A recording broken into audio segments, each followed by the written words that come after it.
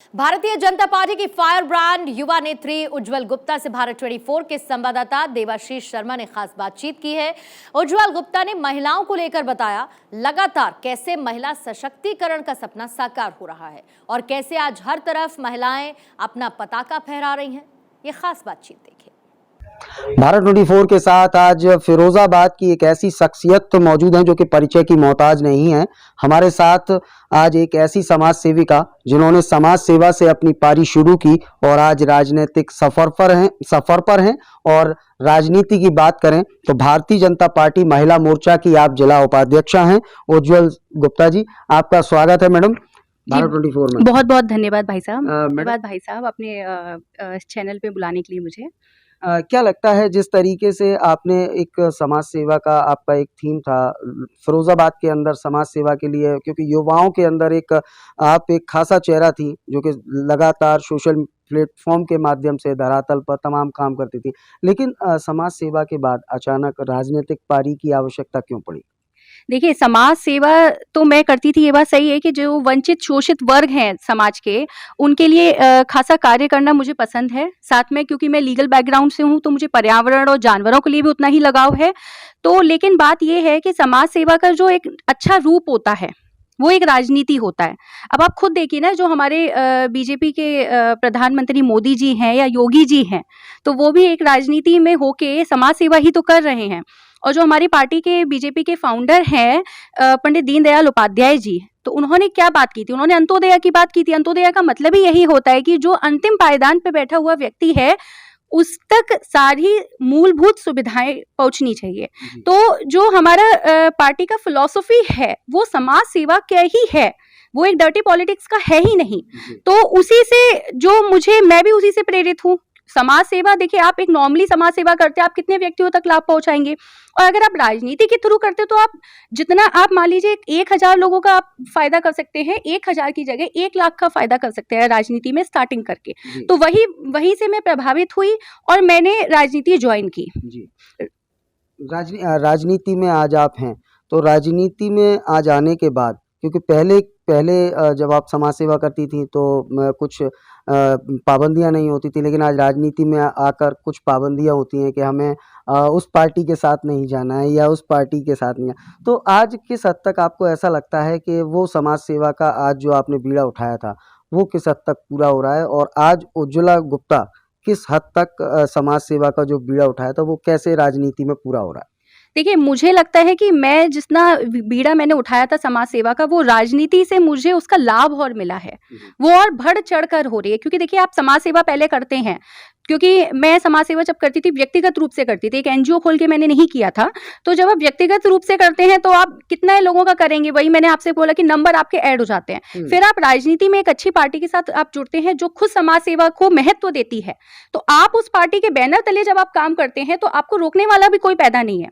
और अगर मान लीजिए कोई रोकने की कोशिश भी कर रहा है और आप अपनी इस चीज को राजनीतिक रूप से अगर कार्य कर रहे हैं तो इस चीज को समझा भी जाएगा कि आप अच्छा कार्य कर रहे हैं। फिरोजाबाद में ही समय समय पर कई ऐसी घटनाएं हुई है जो लोगों ने समझा है कि जब हमारे अधिकारियों से सामने का वार्तालाप हुआ है या जो भी हमने कार्य किया है तो जनता ने उसका हमेशा सहयोग किया और पार्टी की तरफ से मुझे कभी भी इस चीज के लिए रोका नहीं गया। कभी मुझे आज तक ये नहीं पूछा गया कि आपने ऐसा क्यों किया, क्योंकि उन्हें भी मालूम था कि हमने जो भी किया वो सही किया।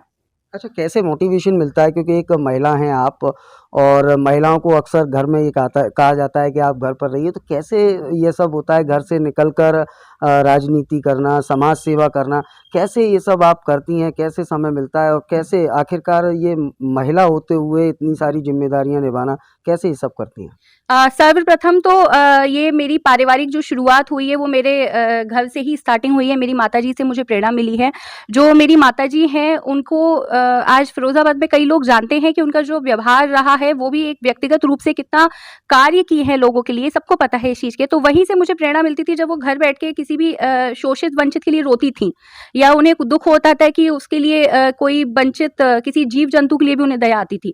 तो वहीं से मुझे एक राह मिली। फिर दूसरी चीज़, क्योंकि हमारी माताजी भले ही वो होशियार है, उन्होंने अपनी लेवल पे बहुत अच्छा कार्य किया, लेकिन वो उतनी पढ़ाई उनकी उस लेवल पे नहीं हुई थी जितनी मेरी हुई। तो जब मेरी पढ़ाई उन्होंने इतनी अच्छी करवाई है, LLB करवाया, LLM कराया बैंगलोर से, तो उसका लाभ तो ऑब्वियसली तभी आप लेते हो जब उसको पढ़ाई को सही तरीके से यूज करके जब आप कार्य करते हो जनता के लिए। तो एक कानून, जिसमें कानून में कोई पोस्ट ग्रेजुएट हो, तो उसके लिए सबसे बढ़िया एक जो तरीका है समाज सेवा का, वो एक राजनीति मेरे हिसाब से है। तो पारिवारिक शुरुआत हुई, फिर पार्टी के लेवल पे अगर आप देखेंगे तो बीजेपी कितना सहयोग करती है महिलाओं के लिए। जो कैबिनेट अभी विस्तार हुआ था उसमें सबसे ज्यादा महिलाओं को रखा गया, उन्होंने महिलाओं का नंबर जो इंक्रीज किया है वो पहली बार हुआ है बीजेपी के थ्रू। फिर आप सर्वोच्च स्थान इस समय देखिए किनका है, आदिवासी महिला है, ठीक है। और कई लोगों ने इसका, कई पार्टी वालों ने इसका विरोध करना चाहा, लेकिन नहीं, पार्टी जो हमारी बीजेपी है वो अपनी जगह पे रही और जो स्थान उनको मिलना चाहिए था वो सर्वोच्च स्थान उनको मिला। तो आप देखिए कि अब महिलाओं के लिए इतना कठिन भी नहीं है। बस मैं ये सोचती हूँ कि पारिवारिक सहयोग मिलना चाहिए, लेकिन पारिवारिक सहयोग मिलने के लिए भी बीजेपी कई चीजें कर रही है। जैसे सुकन्या समृद्धि योजना की जो बात है, बचपन से ही बच्चे को पढ़ाया जाए, लड़कियों को पढ़ाया जाए, जो बेटी पढ़ाओ बेटी बचाओ। तो ये बीजेपी की जो नीतियां हैं वो इसीलिए हैं कि मान लीजिए किसी परिवार में अगर वो बेटियों को नहीं समझ पा रहे हैं तो वो समझना स्टार्ट करें, उसको वैल्यू देना स्टार्ट करें। महिलाएं सशक्त हो रही है, बिल्कुल बिल्कुल। तो आप समझ सकते हैं कि महिलाएं सशक्त हो रही हैं लगातार। जिस तरीके से अपनी वक्तव्य में उन्होंने तमाम जो बातें कही कि महिलाएं सशक्त हो रही हैं, देश के सर्वोच्च पद पर आज राष्ट्रपति महोदया एक आदिवासी महिला हैं, और कहीं ना कहीं जिस तरीके से लगातार केंद्र और प्रदेश सरकार की तमाम महत्वाकांक्षी योजनाओं की बात करें या महिला सशक्तिकरण की बात करें, तो सीधे तौर पर वह महिला सशक्तिकरण का उदाहरण यहाँ सीधे तौर पर सार्थक होता हुआ दिखाई देता है। क्योंकि तमाम बातें जिस तरीके से उज्ज्वला जी ने इस अपने इंटरव्यू में कही, तो उससे तो यही लगता है कि आज देश में हर जगह हर तरफ केवल और केवल महिलाएं परचम लहरा रही हैं। फिलहाल इस खास इंटरव्यू में इतना ही। अपने सहयोगी मयंक शर्मा के साथ मैं देवाशीष शर्मा, भारत 24 के लिए एक विशेष संवाद।